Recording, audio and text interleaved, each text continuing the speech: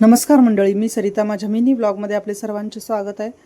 तर मी आज गुढीपाडव्यानिमित्त सर्व साफसफाई काल केलीच होती किचनची. तर गॅस कट्टा राहिला होता, तो सर्व साबणानं आणि चोथ्यानं धुवून काढला, घासून काढला, पाण्यानं स्वच्छ साफ करून घेतला, कापडाने पुसून घेतला स्वच्छ. त्यानंतर मस्तपैकी फुलं घालून पूजा करून घेतली. असं जर केलं एक दिवस तर आपल्याला बघा किती प्रसन्न वाटते.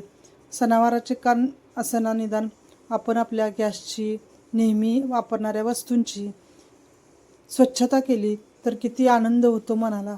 पहा तुम्हीच, खूप छान वाटले मला. आणि हळदी कुंकू लावताना चुलीला जसं आपण हळदी कुंकू लावत होतो पूर्वी, त्याची आठवण आली. आनंदही वाटतो आपल्याला की आपण आपलं जे करतो काम ज्याच्यावर, त्याचीसुद्धा आपण पूजा केली पाहिजे, त्याचे धन्यवाद मानले पाहिजेत, थँक्यू म्हणले पाहिजे की त्याच्यामुळे आपल्याला त्याच्यावर अन्न शिजवता येते आणि आपण ते ग्रहण करतो. त्यामुळं त्याची स्वच्छता, पूजा करणे खूप आवश्यक आहे. मी फूल घालून पूजा केली, खूप आवडलं मला. व्हिडिओ आवडला तर व्हिडिओला लाईक करा, नवीन असेल तर सबस्क्राईब